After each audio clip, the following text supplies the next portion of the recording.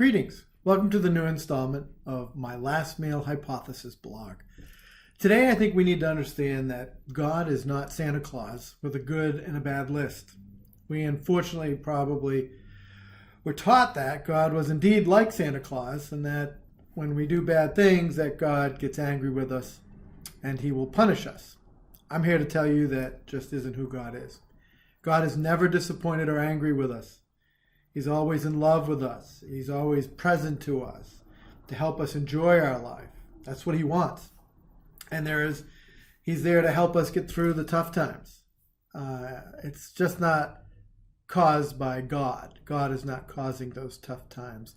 As St. Francis teaches us, it's really in that great suffering and great love that we experience in life that God reveals himself to us. We come to know God.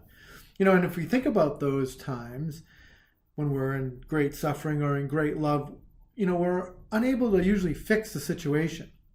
We can't fix the pain. We can't fix the sickness. Or when we're in great love, we'll do anything for that person that we love. So we tend to be a little more selfless, a little instead of being selfish.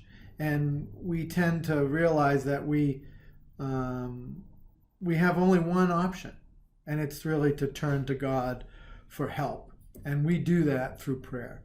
So, now let's be clear. When we sin, there are consequences. Many times some real tough consequences occur and cause pain or injury and really a lot of sadness and some bad days. But don't ever think that those tough times are something God is doing to you because he's angry. But the reality is it's just the consequence of our sin and our selfishness. So how do I know this? Well, first off, I've gotten to know God by establishing a consistent prayer life. I have a couple of different prayer practices that help me. First is my daily morning prayer practice. I use a very structured process for that each day. I use this tool or Magnificat. It's a missal, and it has a great morning prayer, and it contains praise for God, a psalm reading, a scripture reading, usually from New Testament or sometimes from the Old Testament. And then I also have prayer intentions.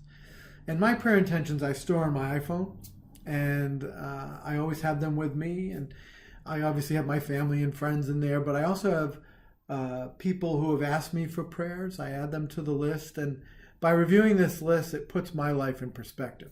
Helps me to be less focused on my problems, less selfish and more selfless.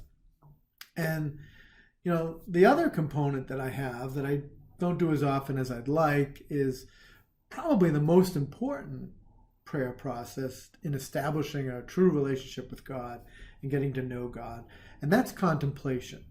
And I try to do this once per month. And like I said, I really should be doing it more often. It'd be great to do it every day, but I need a solid 30 minutes. And, contemplation is retreating to a quiet place and sitting in silence with God. And I'll typically pick a word like love or mercy and close my eyes and just repeat that word slowly to myself until I find myself really in a deep connection to what seems to be nothing. Historical books like The Cloud of Unknowing would call it that cloud of unknowing. It's just kind of feels like nothing. And all of a sudden, I'll recognize God's presence, and it will be an overwhelming warmth, a feeling of peace and love. And it doesn't happen all the time. And I'm disappointed, of course, when it doesn't. But when it does, it's just unbelievable. And it often brings tears to my eyes. And they're not tears of sadness. They're tears of wow, knowing how loved I am. And I think if you are able to make a connection like that with God, it helps you not to be afraid that your last meal is coming. Not to be afraid to die and meet God. Not to be afraid that you're on the bad list and are going to hell. And we'll talk about hell in another segment soon. But I just hope you may want to try contemplation and give it a shot. And if you don't know where to begin, one thing I would suggest is a great app called Centering Prayer. And it gives a great outline and can provide a timer for you so you're not late for work. Because once you get into contemplation, sometimes you wonder how you're going to get out of it. And they give a little sound that will kind of bring you out of that, and you can start your day. So, okay, what about a recipe? This is the last meal hypothesis. So we need to have some kind of recipe. So this past weekend, I made strawberry banana bread. It was really good. It's basically banana bread with strawberries in it. So I'll post the recipe below. And one note on the recipe is I actually put it into a single loaf pan.